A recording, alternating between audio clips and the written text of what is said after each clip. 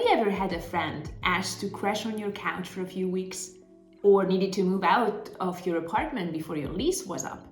If so, then you may have found yourself in a situation of subletting or subleasing. But do you really know the difference between the two?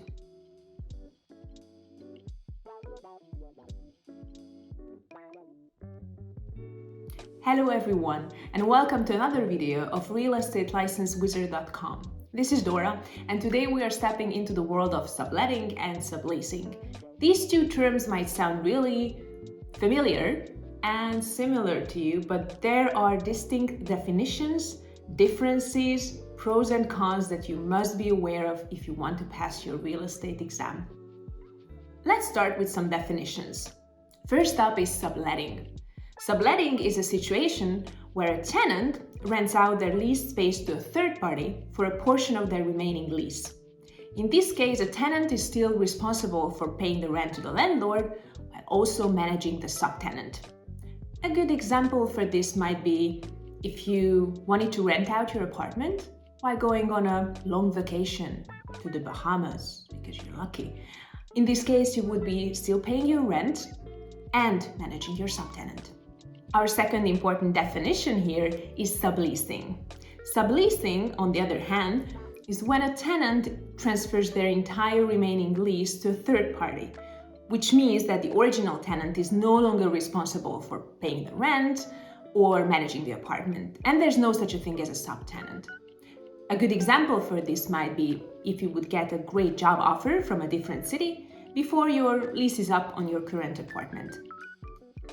For instance, you get elected as the next president of the United States, so you must be moving to Washington in a hurry. In this case, your best option would be to sublease your apartment. In order to see the difference here from a legal perspective, we must see that while during subletting, the original tenant still has a legal relationship with the landlord, plus also has a new legal relationship with the subtenant. During sublease, this is different, because while subleasing, the original tenant stops having any legal relationship with the landlord, while a new legally binding relationship is put into place between the new tenant and the landlord. But what are the pros and cons of having a sublet or a sublease from a tenant's and the landlord's perspective? Subletting might be highly beneficial for you as a tenant if you would like to leave your apartment for a certain period of time, but then later you want to return. And if you don't want to have this situation impact your credit score in any ways. But what happens if your subtenant destroys your kitchen during a drunken night?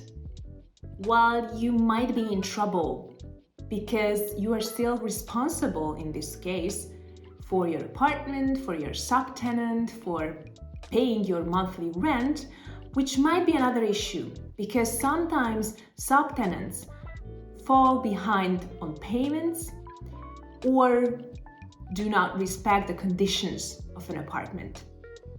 Subleasing can provide you with a good way of getting out of your lease early. However, you will remain responsible for the initial lease. It also prevents subleasers from paying for multiple leases and properties. On the darker side, it might mean that you as a subleaser have to charge less for the first property's monthly rent if you really want to get out of your apartment and get out of your lease. From a landlord's perspective, both subletting and subleasing may present a number of risks. This is why, historically speaking, landlords would prefer to maintain control over who's staying in the property, because that person might, again, break the lease or damage the unit. When it comes to subletting and allowing a sublet to happen, the bright side of the story is that the subtenant is most probably paying the monthly rent and is taking care of the apartment. The apartment is not empty, not vacant, and stays in good conditions, hopefully. A darker side of the story might be if the person doesn't meet the standards of the landlord for a start. When it comes to a sublease, the bright side is that somebody is again taking the apartment, has to meet with the standards of the landlord and is taking care of the place and is paying the monthly rent. And that's a legally binding situation, so it's much clearer for the landlord. However, this person might break the lease, for instance, which is a big risk to take. In certain jurisdictions, a landlord is required to allow subletting and subleasing to happen. It's very much dependent on which jurisdiction we're talking about.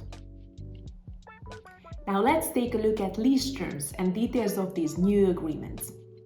In case of a sublet, the primary tenant will write up a new agreement between themselves and the subtenant or subtenants, while in case of a sublease, the landlord is responsible for drafting that agreement between themselves and the new tenant.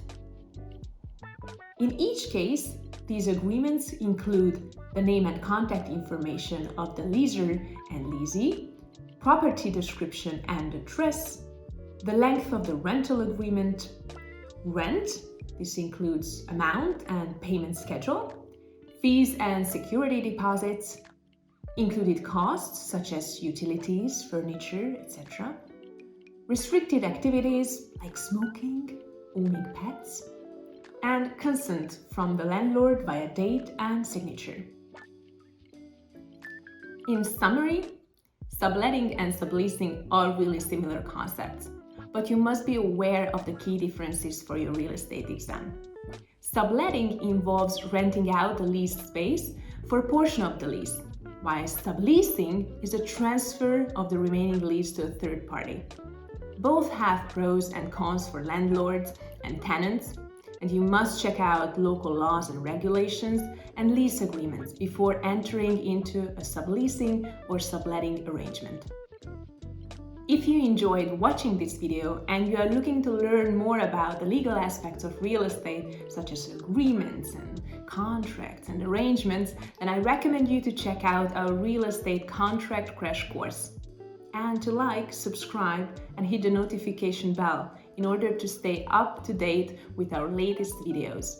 Thank you for watching. See you next time.